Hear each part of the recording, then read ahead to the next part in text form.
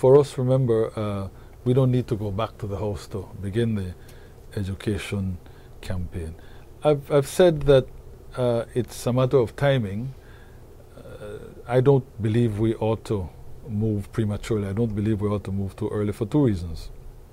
Number one, the longer the campaign is, the more costly it's going to be. If you started now, for example, Lord, you have to run that right through until October of next year.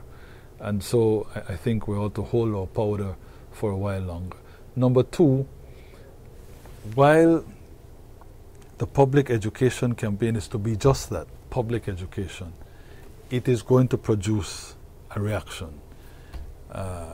There are going to be those who are against a yes vote in the referendum that will swing into action immediately the public education campaign starts and go on the offensive in terms of trying to campaign for, to lobby for a no vote. I don't think we want to see that happen too early, because inevitably that is going to be divisive. It is what has to happen in a democracy. It is what has to happen given that you're dealing with a visceral, fundamental issue for Belizeans.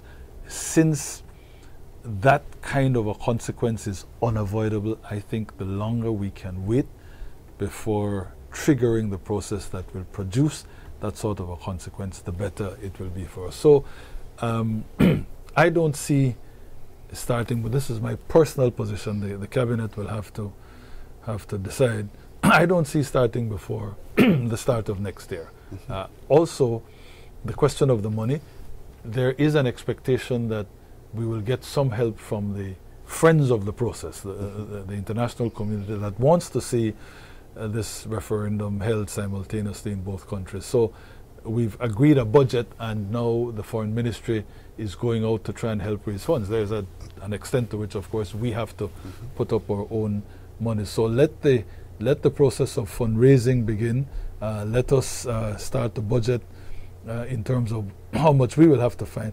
And I'm saying that for me, I wouldn't see the actual campaign beginning before the 1st of January 2013. Having said that, then, this might put you on the spot a bit. Is the view of Dean Barrow, the Prime Minister, the same as Dean Barrow, the Belizean, on this Guatemalan issue? I think so. I, as a citizen, have thought about this thing long and hard, and I am convinced that I should vote yes in the referendum.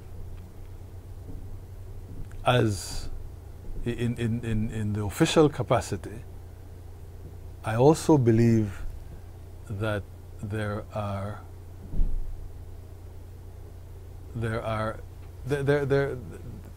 objective factors. There are factors having to do with our international relations. There are factors having to do with how we manage the relations with Guatemala that also convince me that a yes vote is the preferred option.